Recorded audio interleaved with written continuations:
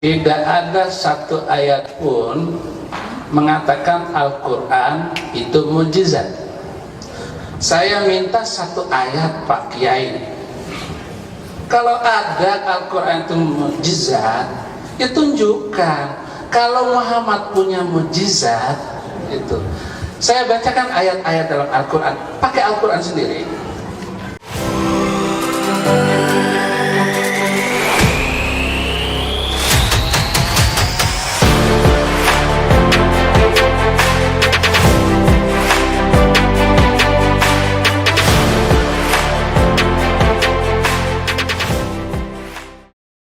Shalom, Besem Hamasiyah, Assalamualaikum warahmatullahi wabarakatuh, Warabina Isa al-Masih.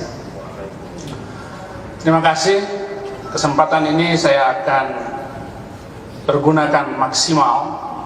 Dari kecil saya muslim, ibu saya guru agama di rumah tangga itu, dan saya sangat hormat dengan mama saya. Kelas 6 SD saya baca Injil Perjanjian Baru. Kalau ada ayat yang menyenangkan hati, saya baca keras-keras, mama saya tahu. Kemudian saya bilang, "Mak, saya nggak akan menjadi orang Kristen." "Nanti kamu masuk Kristen." "Catat, Mak, saya akan menjadi pembela Islam paling berani." Kelas 6 tamat, SMP tamat, penasaran di mana sekolah yang mengajarkan Injil. Sambil saya baca banyak buku Hamran Amri, Yusuf Roni, saya benci semuanya. SMA Muhammadiyah di Bima, dapat beasiswa dari pimpinan pusat Muhammadiyah. Kuliah di Solo, ambil jurusan perbandingan agama. Semua agama saya pelajari. Yahudi, Kristen, Islam saya pelajari. Hindu, Buddha saya pelajari. Kuliah itu saya pakai kesempatan saya dakwah ke Klaten, Wonogiri, tidak kurang 15 orang Kristen masuk Islam. Pendeta saya debat, malam ketiga dia bilang Islam itu jorok dan kumuh. Saya bilang pada pendeta itu, benar pendeta, tapi harus garis bawahi yang jorok dan kumuh bukan Islam, orangnya. Nggak ada orang Islam masuk masjid pakai sepatu. Pendeta itu tidak berkedip memandang saya. "Pak Pendeta, sebelum orang Islam bertemu dengan Tuhan, cuci tangan dulu supaya tangannya selalu berbuat baik, wajah berseri-seri, telinga berpikir dingin." Pokoknya saya jelasin arti wudhu. Masuk kamar mandi, ambil air sember, diguyur seluruh tubuhnya. Keluar basah kuyup, Mas Saifuddin, sekarang saya sudah jadi orang Islam. Saya bilang, bukan begitu caranya Pak Pendeta. Terus bagaimana? Besok pagi datang ke KUA, ucapkan 2 kalimat syahadat, daftarkan nama Bapak di sana. Dilakukannya. Seminggu kemudian pendeta ini lalu daftar namanya ke KUA. Sebulan kemudian saya dibelikan 1 setelan jas karena saya yang khutbah pendeta masuk Islam. Kemudian peninggal dunia. Coba dia, kalau orang membuat dia masuk Islam, sekarang sudah jadi orang Kristen.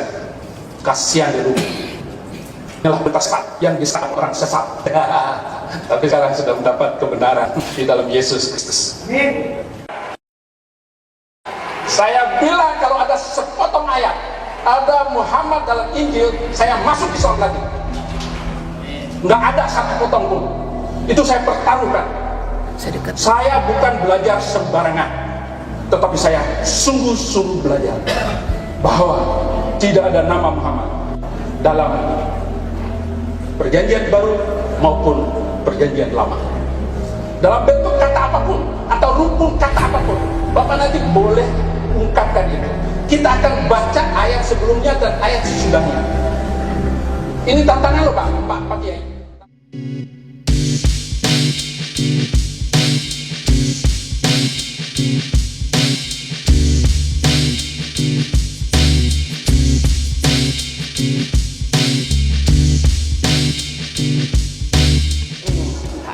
Yang kedua, kalau memang Muhammad itu Nabi, tentu ada saksi yang boleh menguatkan itu. Seperti Musa dituntun ditemani oleh Harun. Ada nabi penolong pembantunya waktu itu. Adapun ungkapan-ungkapan bahwa Muhammad itu nabi hanya ungkapan dari beliau sendiri. Tatkala orang-orang Nasrani dan orang-orang Yahudi pada zaman itu meminta pertanyaan jawab kepada Rasulullah, apa bukti engkau nabi? Tunjukkan satu mukjizat. Kalau Muhammad itu adalah nabi, tentu dia menunjukkan ada bukti beliau nabi. Tetapi tidak ada satu ayat Al-Quran pun yang menunjukkan Muhammad punya mukjizat. Kalau ada mukjizat dalam Muhammad, dalam Al-Quran, saya masuk Islam lagi sekarang juga.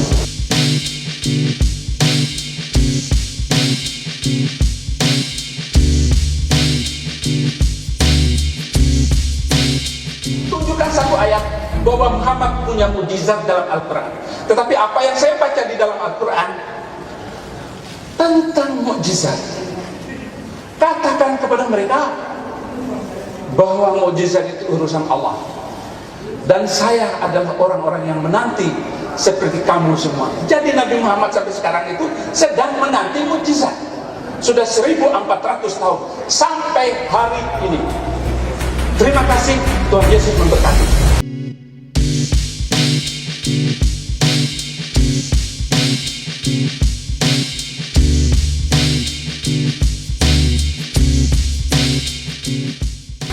Kalau tidak tahu ini debat ilmiah bukan mempromosikan. Ini kan saya bilang tadi Yohanes 3 ayat 5 ayatnya ada. Ustaz ngomong ya, saya keluar. Ustaz, jangan mas, jemaat nggak boleh ngomong kan? Kenapa nggak mas? Nggak usah. Pulang. Apa kayak begini? Saya kambing. Pak, kita di sini saling mati Pak. Udah, sabar.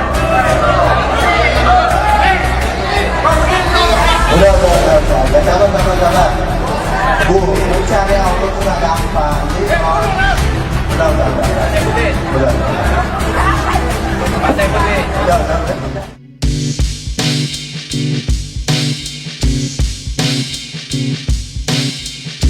Mencari Allah itu gak gampang. Jadi kalau udah.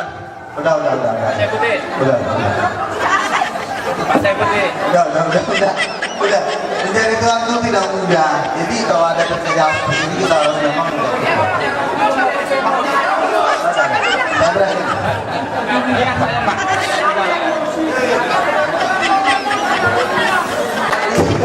Oke. Baik, tepuk tangan. Bapak Ibu, tepuk tangan.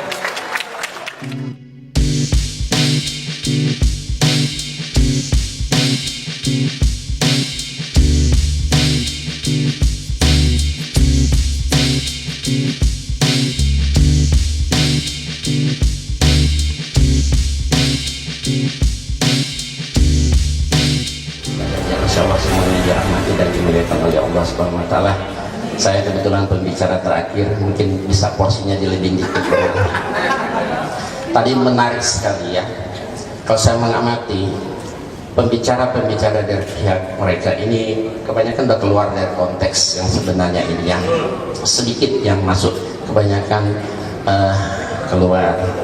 Katanya Nabi Muhammad tidak dipenuhi dengan Roh Kudus, maka dia bukan nabi. Tapi saya yakin orang kalau dipenuhi dengan Roh Kudus tidak mungkin berakhlakul karimah yang buruk. Tapi saya yakin orang kalau dipenuhi dengan Roh Kudus tidak mungkin berakhlakul karimah yang buruk. Tidak mungkin berakhlakul karimah yang buruk. Kita sudah lihat tadi bagaimana Pak Pendeta sendiri menunjukkan akhlakul karimah yang tidak baik, ya. Itu kalau dipenuhi dengan Roh Kudus tidak mungkin. Ya, orang kalau dipenuhi dengan Roh Kudus tentu tidak mungkin berakhlakul karimah. Tunjukkan ajaran kasih sayang, lemah lembut, ya. Bukan seperti tadi. Nah, sudah baiklah. Kemudian juga Pak Luga mengatakan seolah tadi Ismail tidak diberkati oleh Allah. Itu dia tidak menunjukkan ayatnya. Itu di Kejadian 17 ayat 15 sampai 19. Bagaimana Nabi Ibrahim bermohon kepada Allah, biarlah Ismail berkenan hidup di hadapanmu. Tapi Allah berfirman tidak. Tidak, bukan menolak, tidak itu. Tidak, Sarahmu tetap akan melahirkan. Itu permohonan Abraham kepada Allah. Kan sudah ada Ismail, karena dia merasa sudah tua, nggak mungkin punya anak, sudah menopause, maka dia bilang biarlah, kan sudah ada Ismail. Tapi Allah menolak, tidak. Istrimu Sarah tetap akan melahirkan anak, dan kebetulan betul terjadi, lahirlah Ishak. Bukan penolakan terhadap Ismail. Kamu lihat terhadap Ismail ayat ke-20-nya kata Allah, tapi tentang Ismail aku akan membuat dia menjadi bangsa yang besar, dia akan kuberkati dan sebagainya. Itu sudah diberkati oleh Allah. Nah, kemudian tadi menurut Al-Quran, ya, Nabi Isa merupakan salah seorang nabi yang sangat-sangat kita muliakan, ya. Bahkan tidak sempurna iman seorang Islam boleh tidak beriman pada semua nabi, termasuk Nabi Isa alaihissalam. Tapi keberadaan Nabi Isa alaihissalam dalam Al-Quran, dia hanya sebatas nabi atau rasul yang diutus hanya kepada kaumnya saja.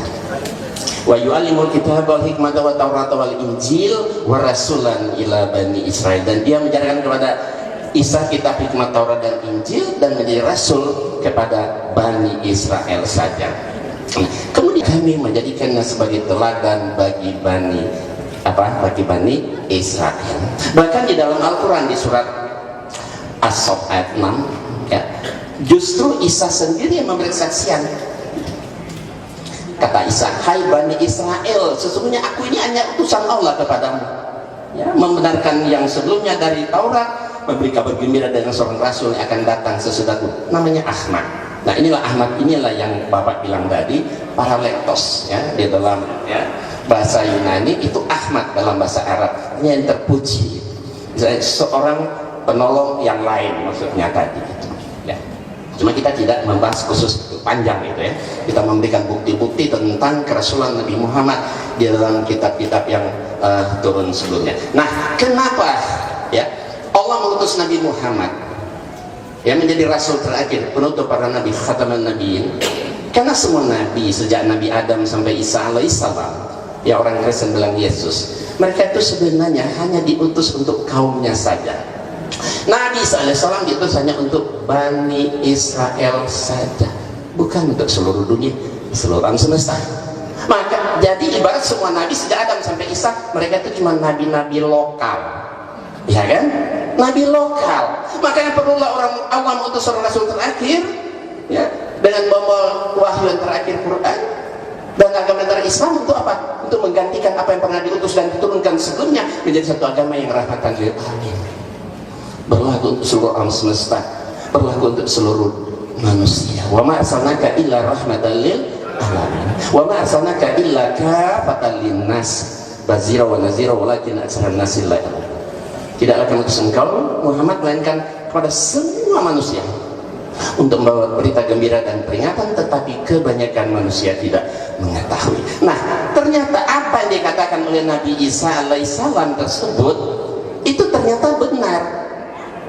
Apa yang dikatakan Isa alaihissalam, dia rasul untuk Bani Israel, di Injil ini, Injil Matius pasal 10 ayat 56, ini ucapan Yesus. Yesus punya murid 12 orang. Dia suruh semua muridnya silakan dakwah kemana saja. Tapi Yesus wanti-wanti, jangan kamu menyimpang ke bangsa lain atau masuk ke orang Samaria, tapi pergilah kepada domba-domba yang hilang dari umat Israel. Kenapa? Kan memang dia ditugaskan hanya untuk Bani Israel saja, tidak untuk seluruh dunia. Kemudian kita lihat di sini Matius 15 ayat 24, ini pengakuan Yesus yang jujur dan polos tertulis di Injil. Kata Yesus, aku diutus hanya kepada domba-domba yang hilang dari umat Israel. Yesus yang berkata, ya, dia hendak untuk. Kemudian kita lihat di sini Kisah Rasul pasal 13-23, dan dari keturunannya lah, sesuai yang telah dijanjikannya, Allah telah membangkitkan juru selamat bagi orang Israel, yaitu Yesus. Coba digeser sedikit, ini fokus sekali pokoknya. Jadi Yesus, dia seorang juru selamat, tapi hanya untuk Bani Israel, bukan untuk seluruh alam semesta atau seluruh dunia. Bahkan Yesus melarang memberitakan Injil di Indonesia. Di Indonesia dilarang oleh Yesus untuk memberitakan Injil. Dilarang. Yesus sendiri. Kita lihat di Kisah 16:6 dan 7. Dan mereka melintasi tanah Frigia dan tanah Galatia karena Roh Kudus mencegah mereka untuk memberitakan Injil di Asia. Dan setibanya di Misia, mereka mencoba mereka masuk daerah Bitinia, tapi Roh Yesus tidak mengizinkan mereka. Pertanyaannya, Indonesia masuk Asia enggak? Masuk.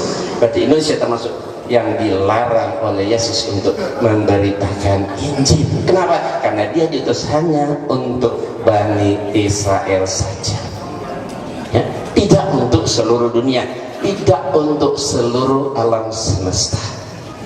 Tentang Roh Kudus saya kembali sedikit ya. Roh Kudus itu ya, kalau kita sebenarnya kan malaikat Jibril, mereka Roh Kudus itu baru diangkat jadi Tuhan itu tahun 381 Masehi pada konferensi Kalkedon, Mbak ya.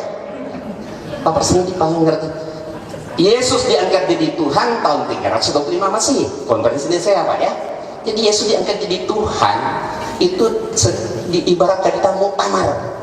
Manusia mengangkat Yesus jadi Tuhan. Roh Kudus diangkat jadi Tuhan itu konferensi Kalkedon tahun 381. Jadi Yesus dan Roh Kudus jadi oknum Trinitas itu yang mengatakan itu manusia. Ada berjuta-juta manusia hidup di dunia ini, berjuta-juta manusia, anak kecilnya banyak yang hafal Al-Quran di luar kepala, betul? Karena dia betul-betul mujizat. Pertanyaan saya, kalau ada sembarang orang Kristen yang ada di sini, termasuk Pak Pendeta, hafal satu lembar ayat Bible, saya akan masuk Kristen saat ini. Silakan, satu lembar, asal pas titik koma. Satu lembar. Tapi Al-Quran mujizat Rasulullah, subhanallah, luar biasa. Jutaan orang hafal di luar kepala. Kata SD, anak kecil banyak. Itulah mujizat Rasulullah abadi sepanjang zaman.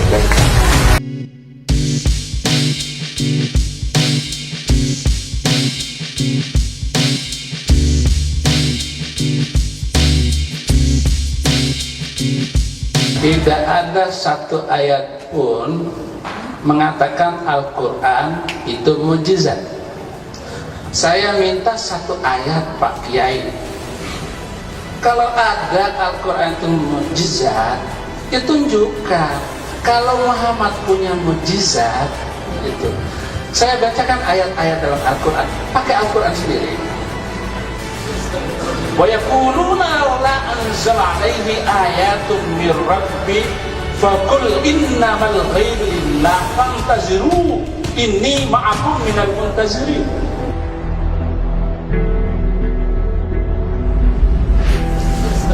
Wa yaquluna la anzala alaihi ayatun mir rabbi faqul innamal ghaibu lillah fantaziru inni ma'akum minal muntazirin. Surat Yunus ayat 20, mereka berkata, mengapa tidak diturunkan kepada Muhammad suatu keterangan mukjizat dari Tuhannya? Maka katakanlah, sesungguhnya yang gaib itu kepunyaan Allah. Sebab itu tunggu sajalah olehmu, sesungguhnya aku bersama kamu termasuk orang-orang yang menunggu. Jelas sekali ayat ini semua tidak ada menunjukkan bahwa Muhammad bisa menyembuhkan orang sakit, menghidupkan orang mati, dan sebagainya. Nggak ada satu ayat pun. Atau peserta kalau bisa menunjukkan satu ayat, saya masuk Islam lagi. Nggak ada. Nggak ada. Dan saya jadi Islam Kristen itu amrozi bom Bali, iman saya goncang. Ada satu agama yang membolehkan manusia membunuh manusia lain karena perbedaan keyakinan. Dari seluruh agama yang ada di muka bumi ini, hanya satu agama yang mengizinkan boleh membunuh manusia lain karena perbedaan keyakinan, yaitu Islam. Waqtuluhum haitsu saqiftumuhum. Al-Baqarah 191. Bunuhlah mereka di mana saja kamu jumpai mereka. Al-Baqarah ayat 191. Kemudian surat Muhammad ayat 4. Ada lagi ayat yang memboleh membunuh orang Kristen. Surat At-Taubah ayat 29. وقاتلوا الذين لا يؤمنون بالله ولا يوم الآخر ولا يدينون بدين الحق الذين أوتوا عليهم الكتاب. Perangilah orang-orang yang tidak beriman kepada Allah dan Rasul, yaitu mereka yang diberikan Alkitab kepada mereka. Ayat ini jelas sekali, boleh membunuh orang Kristen. Jadi tidak salah, Anda semua boleh bakar gereja. Amrozi itu Al-Quran, nggak salah. Walaupun Amrozi sudah dibunuh hari ini, nanti akan ada Amrozi baru 10 tahun, 20 tahun yang akan datang. Kenapa? Karena ada kitab sucinya. Saya minta kepada Ihsan Mokoginta untuk menunjukkan satu ayat. Muhammad punya mukjizat. Kalau mengatakan Quran itu sebagai mukjizat, mana ayatnya? Terima kasih. Terima kasih.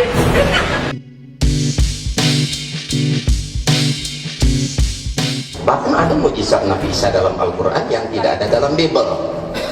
Seperti contoh ketika dia bisa berbicara dalam buaya. Tetapi kita perlu ingat, ya, jangan kita bangga-bangga dengan Isa Al-Masih atau Yesus karena mukjizatnya begitu banyak.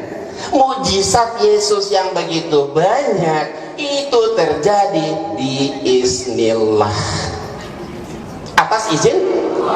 Coba periksa di seluruh ayat Quran itu. Nabi Isa bisa menciptakan burung, menghidupkan orang mati, menyembuhkan orang sakit, itu biiznillah. Ada ayat itu biiznillah, atas izin Allah. Yang hebat itu Allah, bukan Yesus.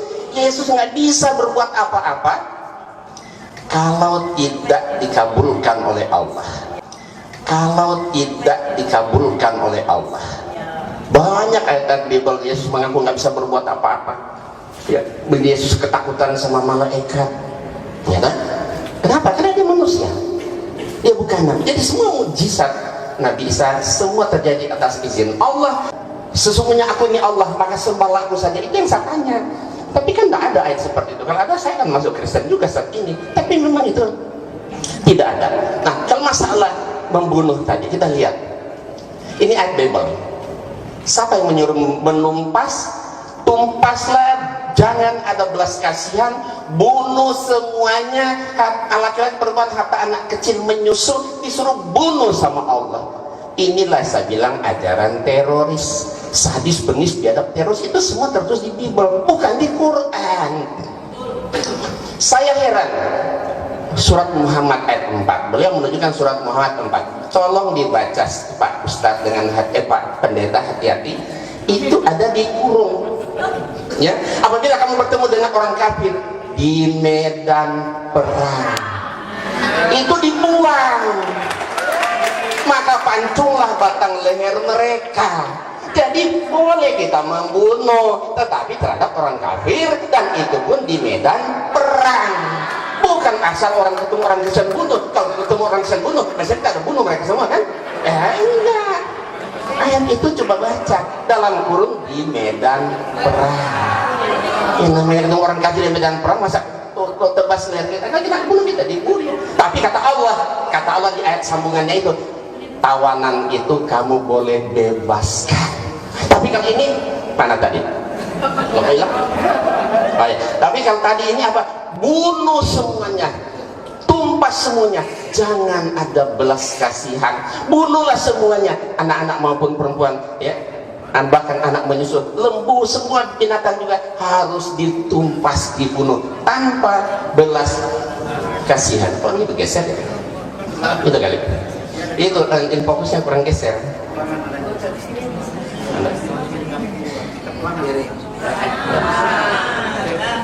Jadi banyak kalau ayat-ayat kejam, sadis, biadab, teroris sebenarnya semua tertulis di Alkitab, bukan di Quran. Makanya saya bilang sama orang Kristen, kalian harus bersyukur kepada pelaku teroris. Kenapa? Karena mereka telah mengamalkan ayat-ayat Bible Anda. Kata orang Kristen, oh ini kan perjanjian lama. Memang Tuhannya di perjanjian lama, perjanjian baru beda. Sama. Kalau Yesus itu Tuhan, ganti sekarang. Beginilah firman Tuhan, ganti ya. Beginilah firman Yesus. Berarti Yesus yang nyuruh kan? Bunuh, tumpas semua, bunuh semuanya, anak laki-laki maupun orang menyusul, bunuh. Yesus yang nyuruh, berarti kan kalau Yesus itu Tuhan kan. Nah, ayo silakan. Gantian Nas. Apa yang terbayang?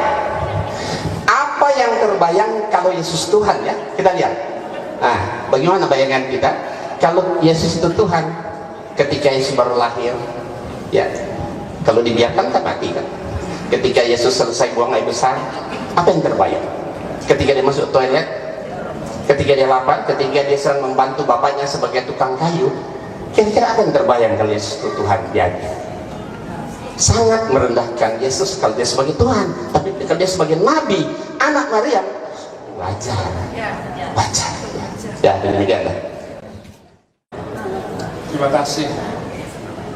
Kalau saya boleh jadi orang Kristen itu, kalau beliau karena Yesus, saya karena Muhammad.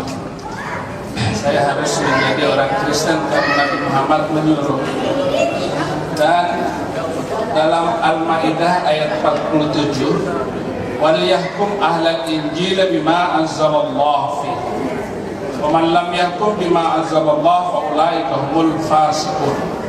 Hendaklah orang-orang yang pernah memegang Injil memutuskan perkara menurut apa yang diturunkan Allah di dalam Injil itu. Bapak masuk Islam, salah. Barang siapa yang tidak memutuskan perkara berdasarkan apa yang diturunkan oleh Allah, fasik. Jadi orang Kristen masuk Islam, fasik alias busuk. Tapi kalau saya masuk menjadi orang Kristen, itu adalah suatu kebanggaan. Yesus membawa agama damai. Yesus tidak pernah membawa pedang. Jangankan pedang, pisau dapur saja tidak pernah dibawa oleh Yesus Kristus untuk menakuti pengikutnya. Tapi Nabi Muhammad memimpin 27 kali peperangan. Beliau adalah panglima perang. Dan satu-satunya agama yang boleh berperang hanyalah Islam. Yang kedua, saya tidak mampu melaksanakan ajaran Islam. Al-Baqarah harus 208. Ya ayyuhalladzina amanu udkhulu fis-silmi kaffah. Hei semua manusia, orang-orang yang beriman, masuklah dalam Islam itu secara sempurna. Saya tidak mampu melaksanakan ajaran Islam dengan sempurna. Sholat 5 waktu siapa kuat? Mungkin ibu-ibu yang banyak duit boleh. Tapi tukang becak, orang miskin, petani susah mengikuti ajaran Islam.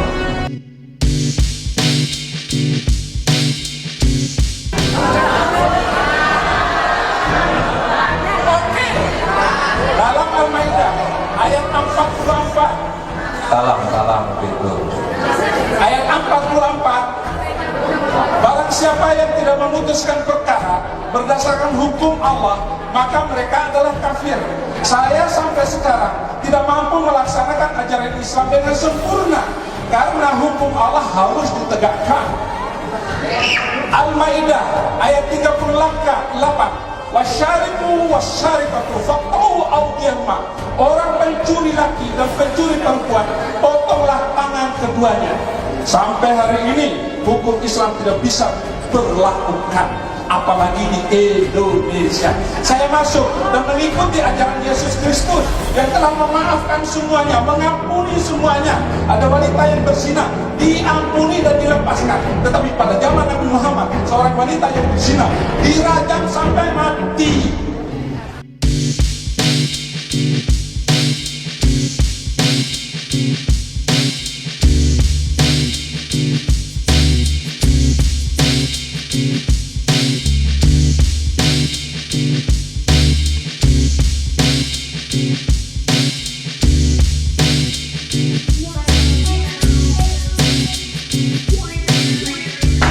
Surat An-Nur ayat kedua, surat kan. Jadi harus diberlakukan hukum Islam itu. Kalau sekedar sholat jengkang-jengking 5 kali gampang. Kamu sholat sampai hitam jidatmu nggak apa-apa, nggak ada yang marah. Tetapi kalau hukum potong tangan berlaku, hebat. Terima kasih. Baiklah tadi beliau menyampaikan tentang potong tangan, hukum Islam gitu. Di Indonesia tidak mungkin menerapkan potong tangan ketemu koruptor atau pencuri atau apa. Kenapa? Karena di sini bukan negara Islam dan syariat Islam belum diterapkan. Kalau di Arab Saudi betul-betul dipotong, tapi untuk memotong tangan itu tentu ya ada dilihat dulu kerugiannya sebesar berapa besar, merugikan banyak orang, baru ada hukum itu diberlakukan.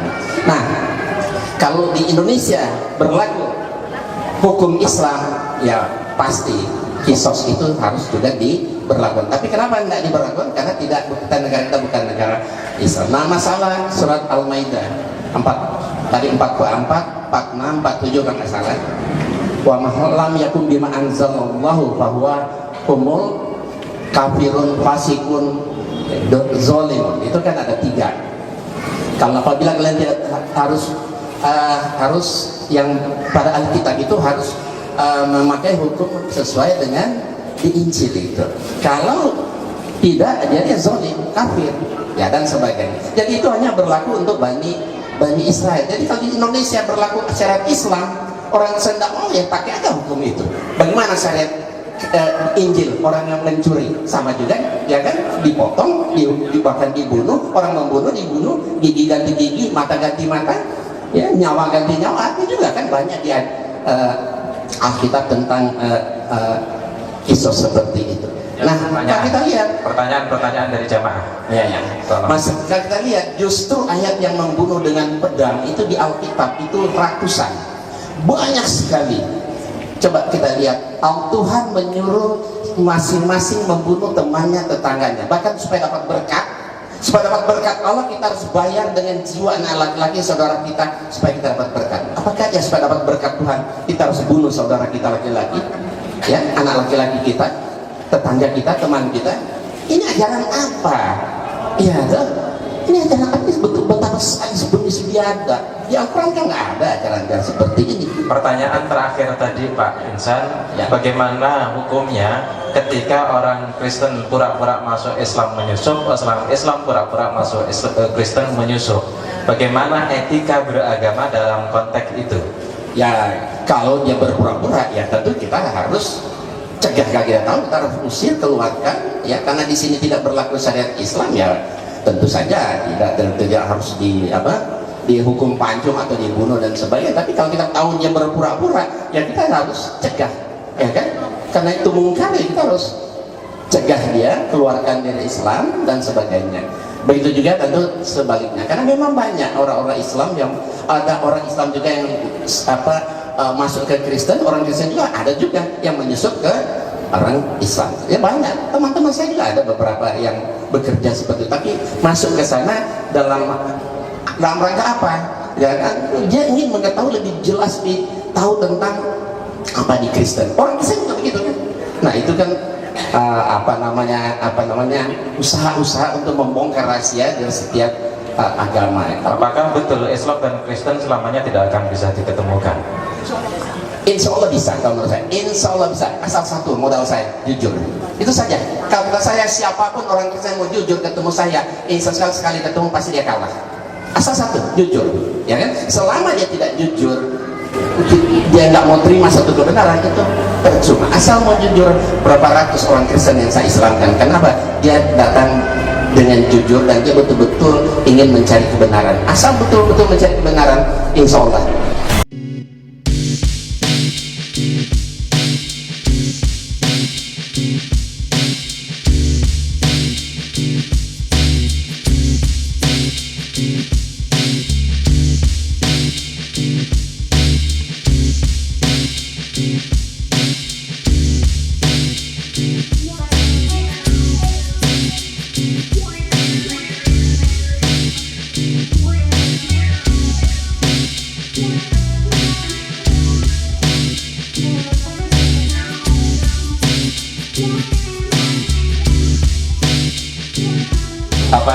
Pembicara dan juga antusiasme audien saya agak biarkan biar ada dinamika yang berbeda dari biasanya, tetapi lebih kurang dari itu semua sesungguhnya kita bisa jadikan semua ini untuk masing-masing, baik para pembicara, saya sebagai moderator, panitia maupun Bapak Ibu, ambillah ini hikmahnya, renungkan.